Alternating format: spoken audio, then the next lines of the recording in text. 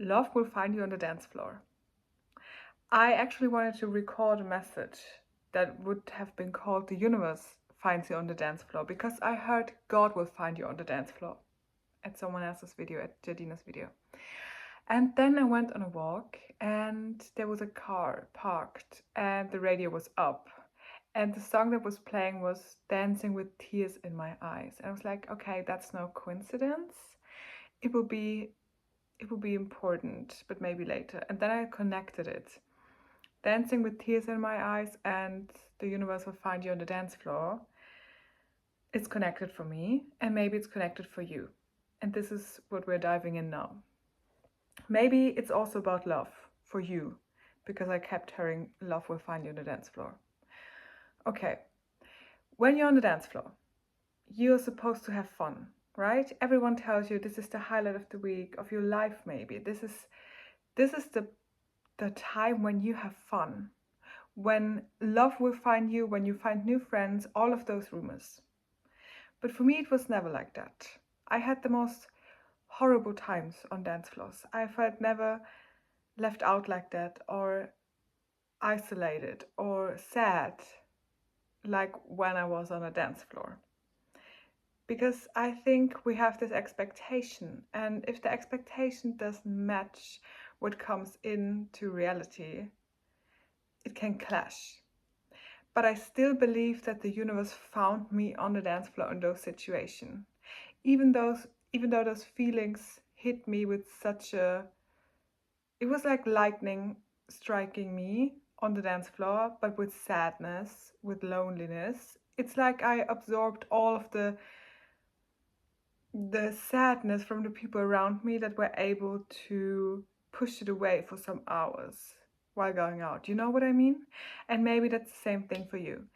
But we should not label those feelings, because we don't know what finds us on the dance floor. Maybe it's sadness and grief and frustration.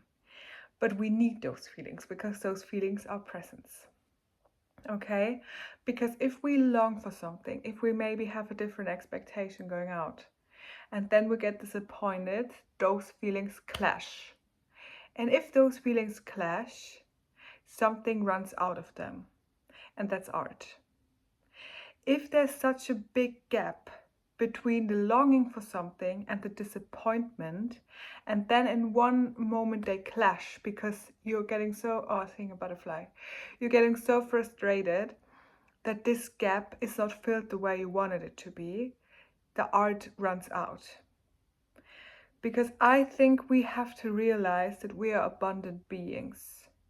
And for me, that's a sign that this planet is not our home, because we are abundant beings. You know, our soul is abundant. We can generate as much love, as much art as we want. But this planet, even though it's really big, it's not as abundant as we are, because everything on this planet you could count.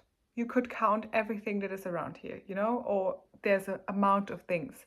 But we are infinite, we are abundant with everything that we generate.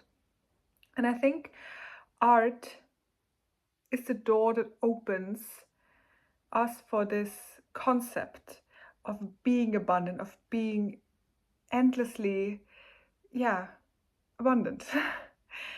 Because we could create as many situations as we wanted to in art. I don't know what form of art you practically do right now. I don't know. I didn't want to say practically, maybe that's significant. You could do many forms of art, and art doesn't have to be like stereotypically like painting or something, you know. But if this feeling of longing for something and the disappointment clash, sometimes you have no other choice than creating something in your mind that matches that and that makes peace with both of them, you know? Those two feelings need to make peace, and that happens in your mind. And I think people that are supposed to make art, we are all supposed to make art, but people that are not really as much connected as they need to be to their art, they will get put in situations like that over and over again, and it will clash so many times until you start making art out of those feelings. And that's what I wanted to tell you. don't label those feelings. If the love that finds you on the dance floor doesn't have to be the love that you create while dancing and being happy, or literal love, someone walking up to you. It's the love you should experience from your own soul and the feeling of abundance that lies within your art, because that's the only way you could get a glimpse of how abundant your soul is, if you tap into your art and if you start creating. Because there are so many different scenarios that you could come up with in your art. You know what I mean? I think you got it at this point. But you need to start to tap into it, okay? Because that's the only way, I'm hearing, that you could get a glimpse of how your soul looks, of how abundant you truly are.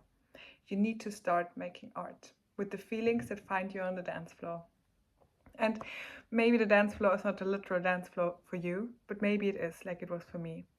Maybe all of those itchy feelings, all of this lightning strikes of loneliness and isolation find you there.